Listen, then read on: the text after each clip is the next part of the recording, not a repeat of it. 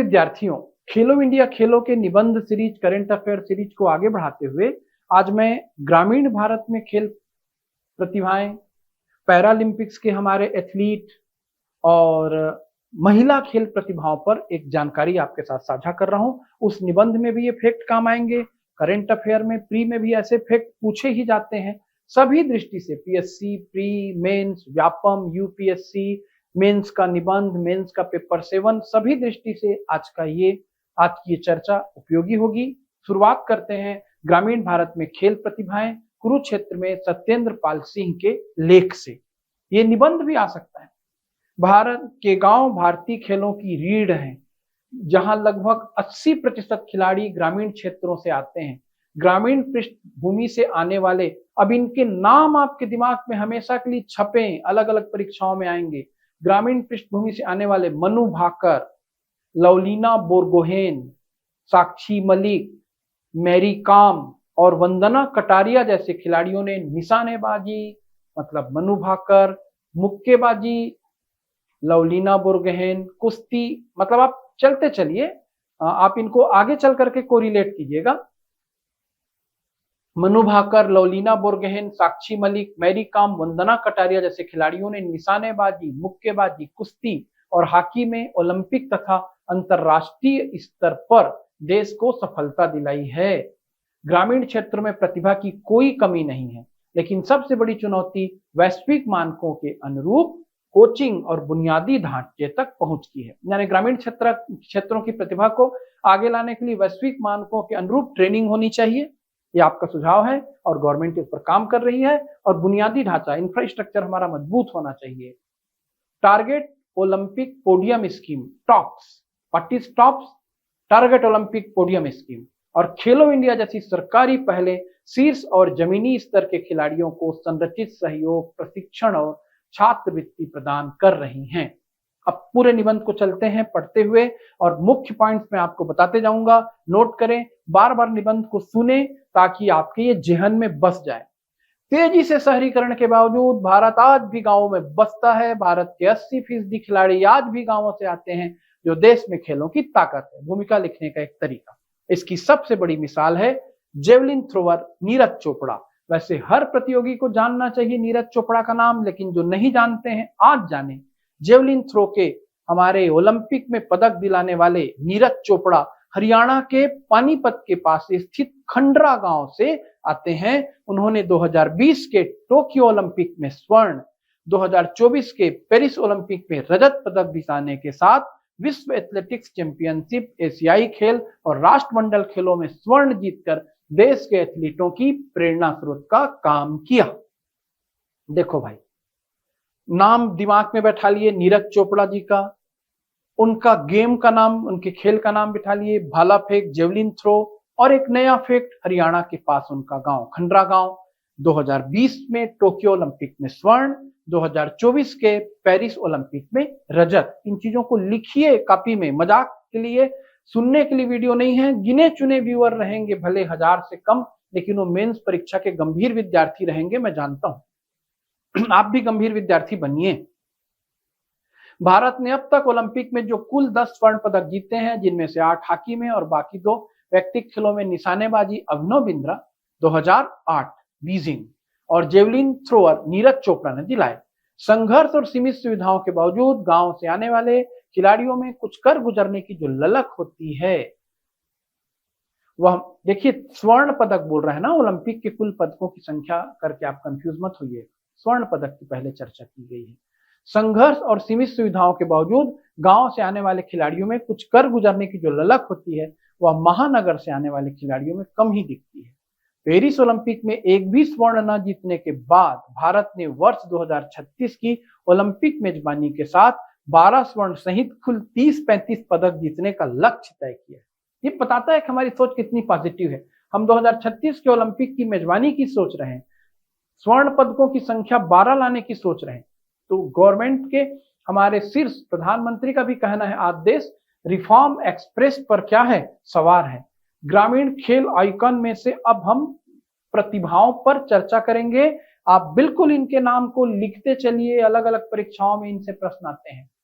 प्रीतम सिवाच, गुरुग्राम के पास झरसा गांव से ताल्लुक रखने वाली प्रीतम सिवाच ने 2002 मैनचेस्टर राष्ट्रमंडल खेलों में महिला हॉकी में भारत की स्वर्ण पदक जीत में महत्वपूर्ण भूमिका निभाई। प्रीतम सिवाच का संबंध किस खेल से है? हॉकी। गुरुग्राम के पास झरसा गांव से इनका संबंध है और संन्यास के बाद उन्होंने सोनीपत में, पानीपत सोनीपत का नाम आपने सुना होगा, सोनीपत में प्रीतम सिवाच हॉकी अकादमी की स्थापना की। नेक्स्ट नाम नीरज चोपड़ा, अभी हम उन पर चर्चा करके हटे हैं। नेक्स्ट नाम जो आपको जानना चाहिए, मनु भाकर।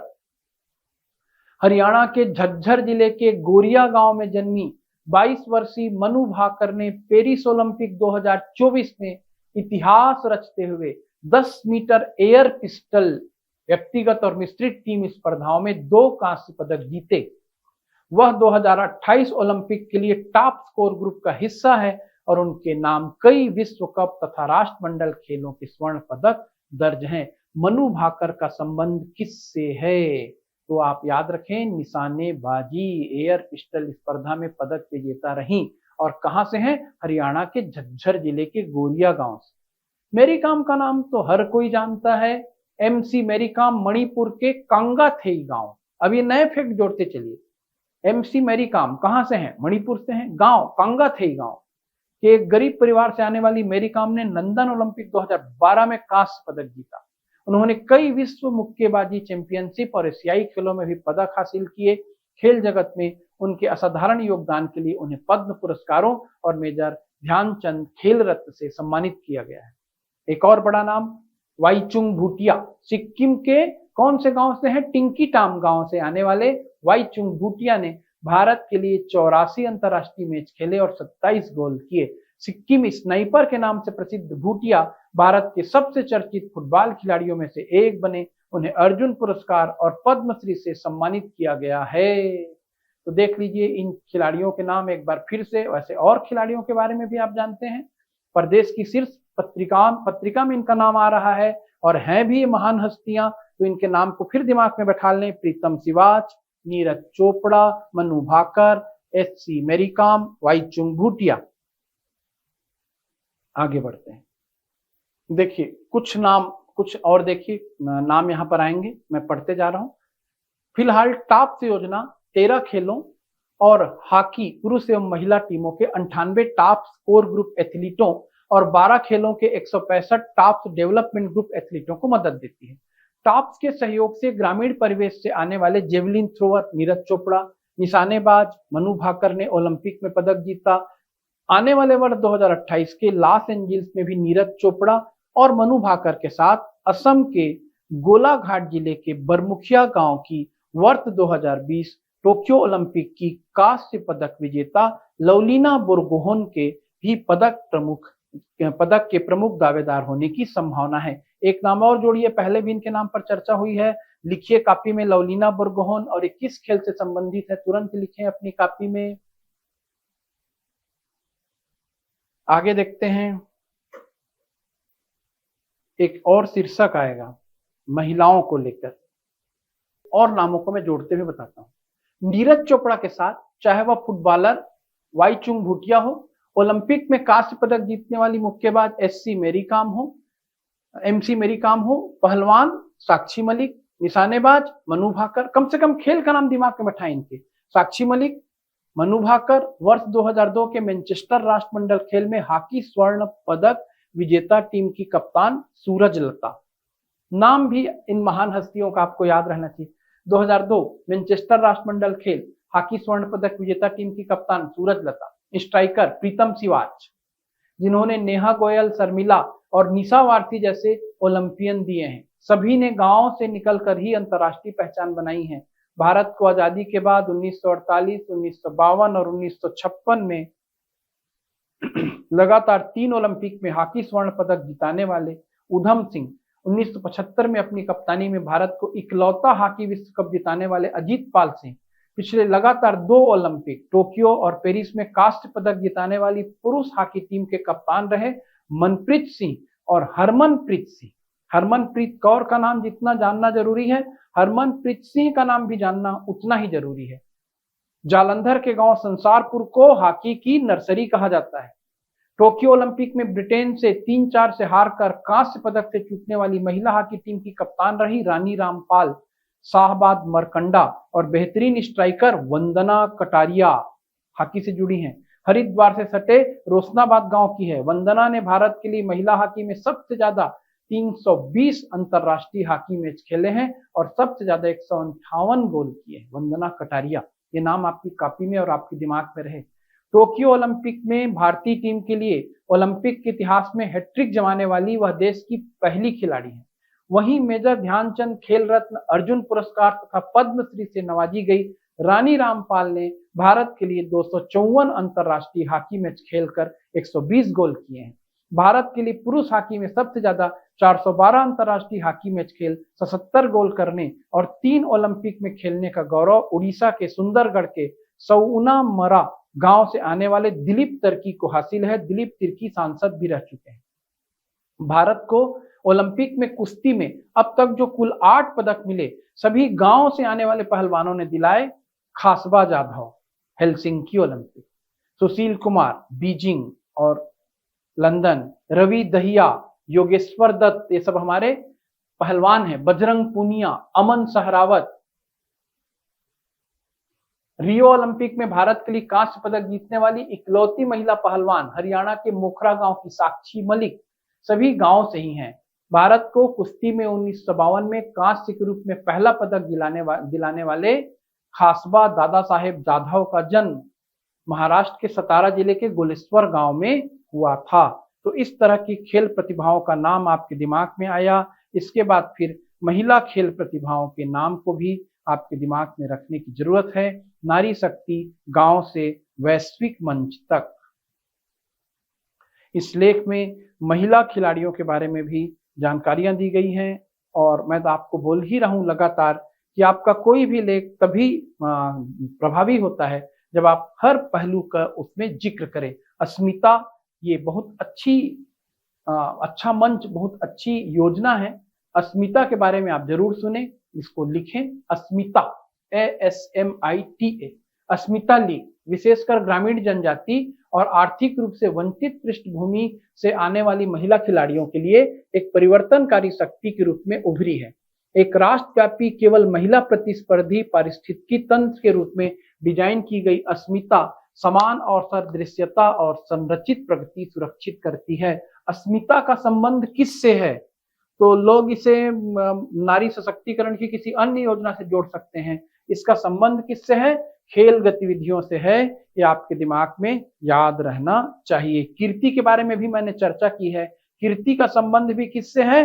खेल गतिविधियों से है, जो टैलेंटेड प्लेयर्स को सामने लाने में महत्वपूर्ण भूमिका निभाती है। और अब चर्चा करते हैं जिस पर आपको और विस्तार से तैयारी करनी चाहिए, पैरालंपिक एथलीट्स के बारे में, जिस पर सत्य सिंधु के लेख से मैं कुछ महत्वपूर्ण चीजें आपको बता रहा हूं।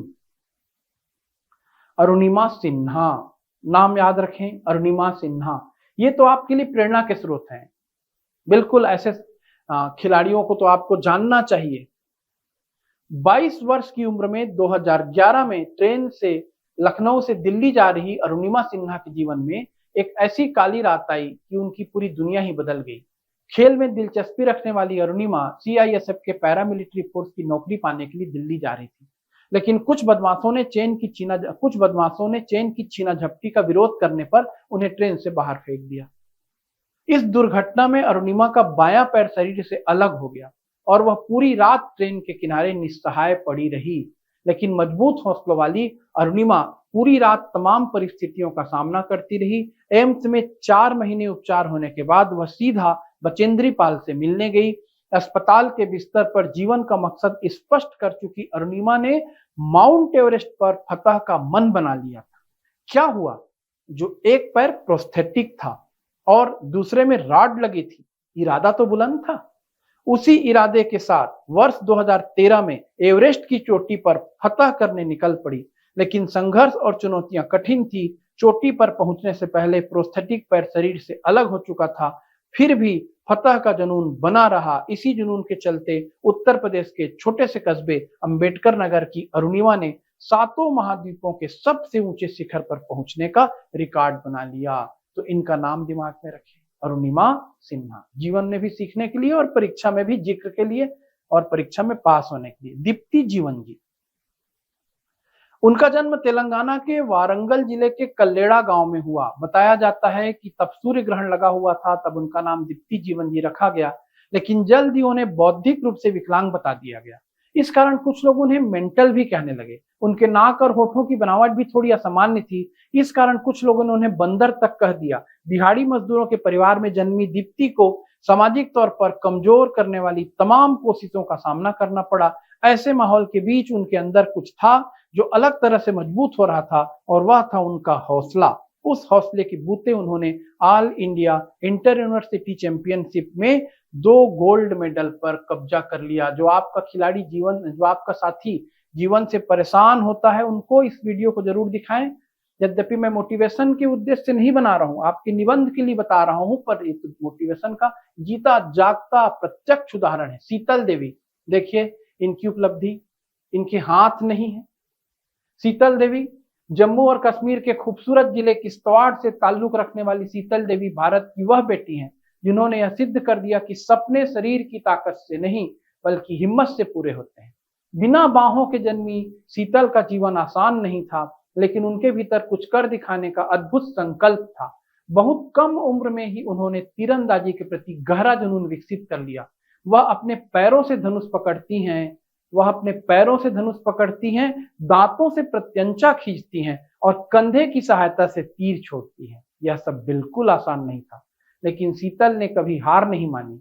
उनके आत्मविश्वास और अथक परिश्रम को पहचानते हुए ओलंपिक गोल्ड क्वेस्ट ने केवल 15 वर्ष की उम्र में ही उनका समर्थन शुरू कर दिया। बहुत कम समय में शीतल ने अंतर्राष्ट्रीय मंच पर भारत का नाम रोशन कर दिया। चेक गणराज्य में आयोजित पैरा आर्चरी यूरोपीय कप में अपनी पहली ही अंतर्राष्ट्रीय प्रतियोगिता में उन्होंने शानदार प्रदर्शन किया। उन्होंने कंपाउंड ओपन व्यक्तिगत वर्ग में रजत पदक, मिक्स टीम स्पर्धा में स्वर्ण पदक और महिला युगल में कांस्य पदक जीता। इस सफलता के पीछे OGQ का सहयोग, उचित पोषण, उचित उपकरण और कोच कुलदीप वैद्वान का समर्पित मार्गदर्शन रहा। सुमित अंतिल भाला फेंकते हैं, इनका नाम दिमाग में बैठा लें। सोनीपत के सुमित अंतिल ने 2020 में टोक्यो पैरालंपिक और 2024 में पेरिस पैरालंपिक में पुरुषों की भाला फेंक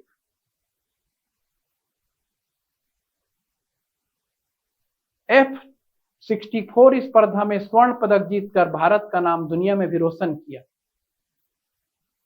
बचपन में एक दुर्घटना में एक पैर गंवा चुके सुमित एक किसान पिता और गृहिणी मां के लाल थे। सुमित को बचपन में जब कोई लंगड़ा कहता तो माता पिता भी अंदर से रो पड़ते थे, लेकिन सुमित ये सुनते सुनते अंदर से मजबूत होते जा रहे थे। वे अक्सर खेल के मैदान में किनारे बैठे दूसरों को दौड़ते देखा करते थे। एक दिन उनके स्कूल के खेल शिक्षक ने सुमित को भाला उठाते देख लिया। उन्होंने सुमित को प्रोत्साहित करते हुए कहा, भाला फेंक कर दिखा। सुमित ने पूरी ताकत से भाला मैदान से बाहर फेंक दिया। फिर क्या था, सुमित के हौसले और उनके शिक्षक के मार्गदर्शन ने उन्हें पैरा भाला फेंक स्पर्धा में विश्व रिकॉर्ड बनाकर दुनिया के सामने लाया। अवनी लेखरा का नाम बिल्कुल रहे परीक्षा के लिए भी और जीवन में सीखने के लिए। व्हील चेयर से निशाना साधकर भारत को गोल्ड मेडल दिलाने वाली जयपुर की अवनी लेखरा ने प्रधानमंत्री नरेंद्र मोदी को दिए एक इंटरव्यू में कहा था, आपने ही कहा था मेडल की नहीं सोचना, सिर्फ अपना 100% देना। मैंने उसी भावना से खेला और गोल्ड मेडल भी मिला। फिर आपके प्रोत्साहन पर ही मैं आगे बढ़ती गई। तो देखिए, एक पैरालंपिक के जो कोच हैं उनका भी इंटरव्यू है, उनका नाम भी दिमाग में रखें। सत्यपाल सिंह दिल्ली विश्वविद्यालय के आचार्य, नरेंद्र देव फिजिकल कॉलेज में फिजिकल एजुकेशन के शिक्षक के रूप में कार्य करते हैं और पिछले 20 सालों से विशेष रूप से पैरा एथलेटिक्स के खिलाड़ियों को प्रशिक्षण दे रहे हैं। उनके इस कार्य के लिए उन्हें पद्मश्री से सम्मानित किया गया है। नाम याद रखें, डॉक्टर सत्यपाल सिंह। और थोड़ी सी जानकारी और है, बहुत काम की जानकारी है जिसे भी मैं आपसे साझा जरूर करना चाहूंगा। भारत और पैरालंपिक एक ऐतिहासिक यात्रा, इसे आप जरूर पढ़ें। 1968 तेल अवीव पैरालंपिक्स खेलों में भारत की पहली भागीदारी। फिर आगे देखिए, 1984 न्यूयॉर्क स्ट्रोक मंडेविल, भारत ने अपना पहला पैरालंपिक पदक जीता। मुरलीकांत पेटकर तैराकी, 2000 के बाद नया उत्थान। फिर देवेंद्र झांझरिया, बहुत ही बड़ा, बहुत ही सम्मानित नाम, कमेंट करके बताएं कौन है। फिलहाल तो एक पुरानी जानकारी इनके बारे में मैं साझा कर रहा हूं, अभी क्या कर रहे हैं।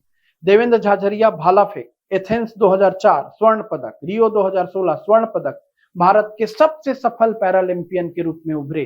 दीपा मलिक गोला फेंक, रियो 2016 रजत पदक, भारत की पहली महिला पैरालंपिक पदक विजेता। मरियप्पन थंगावेलु ऊंचीकोर, रियो 2016 स्वर्ण पदक। सुमित अंतिल भाला फेंक, टोक्यो पेरिस दोनों जगह स्वर्ण पदक। अवनी लेखरा निशानेबाजी, टोक्यो स्वर्ण और कांस्य, पेरिस स्वर्ण और कांस्य। भारत की सबसे सफल पैरा निशानेबाज Avani Lekhara. Bhavina Patel table tennis, 2020 Tokyo रजत पदक। शीतल देवी पैरा तीरंदाजी, 2024-25 अंतरराष्ट्रीय स्वर्ण पदक। 2025 में विश्व की नंबर 1 पैरा तीरंदाज और नई पीढ़ी की पहचान। तो इस तरीके से आप पैरालंपिक्स के खेल गतिविधियों में अपना नाम रोशन करने वाले, अपनी जुनून, अपनी प्रतिभा और क्षमता को दुनिया के सामने लाने वाले खिलाड़ियों के नाम को भी याद रखें, इनका अपने निबंध में जिक्र करें। प्री परीक्षा में भी ये जानकारी आपके लिए बेहद उपयोगी साबित होगी। नेक्स्ट वीडियो में फिर मिलते हैं। धन्यवाद। जय भारत, जय हिंद, जय छत्तीसगढ़।